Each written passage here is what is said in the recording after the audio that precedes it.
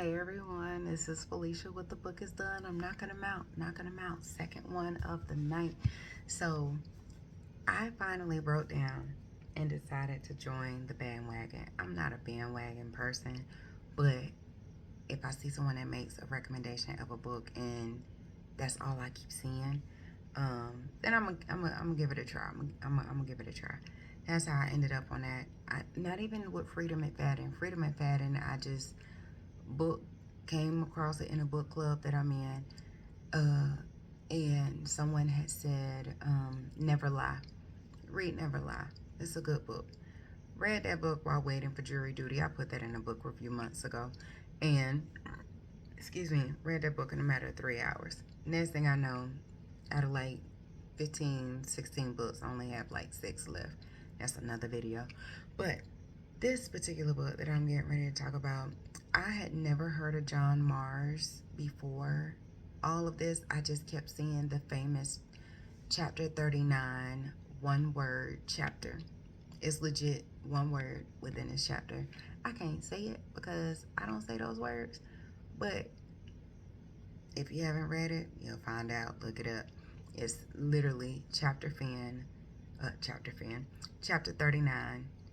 Finn, because that's the name of the character.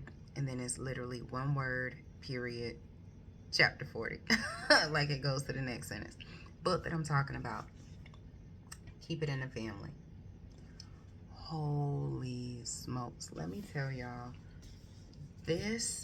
for this to be my first John Mars book. Now, I will say I did try to read the one. He did write the one, but it was like so many point of views. Like I could get 1, 2, maybe 3 point of views. 4, you're really pushing it. The one, it literally has the point of views of at least 6 people. By the time I got to the 6th person, I was like, you know what?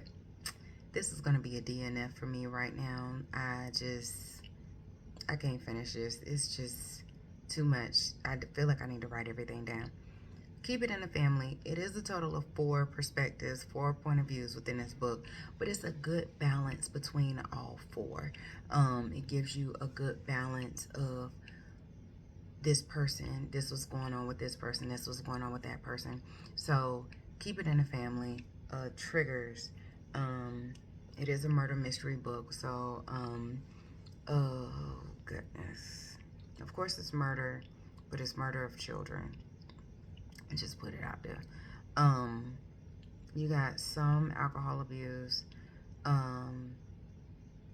suicide, some drugs, some drug abuse. I want to say some physical abuse as well. I can't remember. But it's pretty intense. So it's 4 main characters. Like I said, the 2 main ones is Mia and Finn.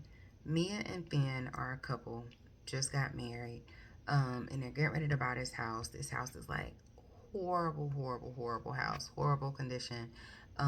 It was a couple, an older couple that used to live in a house maybe 30, 40 years ago, and they just vanished, like absolutely vanished. They didn't have any children, I don't believe, and they just died. Nobody knows what happened to this day. Nobody knows what happened to them.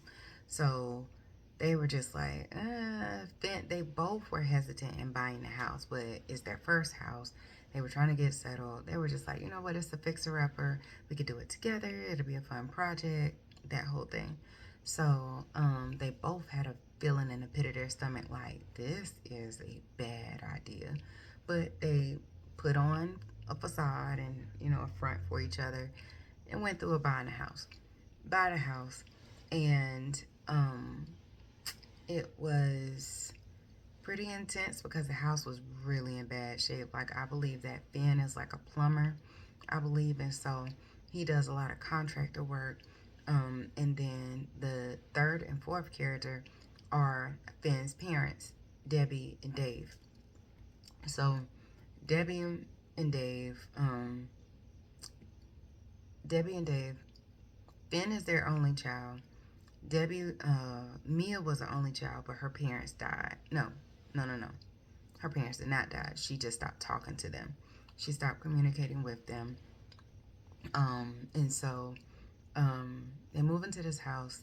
Dave is like a carpenter, or he used to have this business, and it used to be profitable, but it started to go downside, and so down south. Excuse me. Excuse me. And so sorry.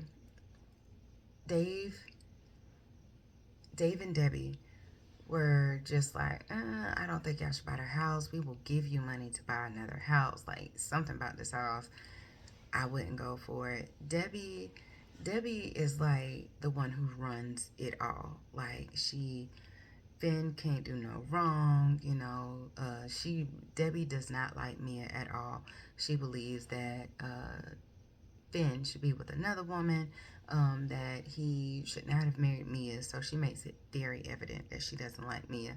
And in the beginning, it was said that Mia couldn't have children. So they were trying to have children and things of that nature. And I want to say that they did go through IVF um, for one of those um, tries. And so, in all things, Dad, who is Dave and Finn are working on the house, and I forgot what job uh, Mia has. It's like a freelancing type job. Um, and so she has this job trying to get stuff situated with the house. And so get up to the attic and find this message, I will keep them safe, or something to that effect. So it was just like, who the crap, what the crap is going on? And so like just weird stuff started happening in the house. Just like weird spirit, icky stuff started happening. Like just things started moving, and just it didn't seem right. The house just seemed really off. So they continue to move into the house, and then in the midst of it all, Mia finds out that she's pregnant. Super excited because again they have been trying for a while, and so over the moon. While they are working on the house, they were living. Well, before they bought the house, they were living with Dave and Debbie, and Mia was like, "I gotta get out this house. Like, Ben, you don't stand up for me. Like, mama's boy. That's what she's trying to say. You're a straight mama's boy. You're not going to take up for me. You always side with your mother, you know, who just never says any wrong. Her mama is dead, or his mama is dead wrong. Debbie would have caught these hands. Like, Debbie was just nasty. She was so mean. Like, the remarks that she would make, I would have told my husband, either you handle that, or you gonna divorce me, or I'm gonna divorce you, because she was nothing but disrespectful to Mia. And Dave was just like, hun, maybe you shouldn't do that. And Debbie was just like, oh, shut up. I'm gonna say what I want to say. So um, they find out some different things that's going on in the house. And Mia, like, along the way, Mia and Finn find out that they're expecting. So this has to be like they're working on the house, and it's gotten to the point where she's like in her 7th or 8th month of pregnancy. They decide to go up in the attic because there was some boxes in the attic. Mia is very headstrong, so she was just like, "We are gonna see what those boxes are about." He's like, "No, no, no, I don't." She's like, "I'm not going to sleep until I find out what's in these boxes in the attic," because they were not up there. Excuse me. And so they go up there, they see some boxes, and they see some suitcases, and they were just like, "We didn't see any of this when we moved into the house. What is going on?" And so they Dave and Finn go upstairs in the attic, and they're getting ready to walk into, like, look and see what all is going on in these boxes and stuff. Mia, pregnant, bullheaded self, gets on the ladder, and because she wants to see what's in the boxes, she couldn't go up there because she's super pregnant. So I forgot who opens it, either Finn or Dave. And so they open, I want to say either the box or a suitcase, and it is like the remains of a child. And next thing you know, Mia is falling off the ladder, and she fell. She has the baby. They have to do like emergency C-section. She delivers the baby. She's in the hospital. So, of course, it opens up a whole investigation. Come to find out it was a serial killer from years ago, like 40, 50 years ago, 40 years ago. And in the house, they found like 7 suitcases of the remains of children. Like, children. I want to say they were between like 5 and 9, 10 years old. But their bodies were cut up like into pieces and fit inside of a suitcase. And it was a particular brand of suitcase. So, of course, their house is under investigation.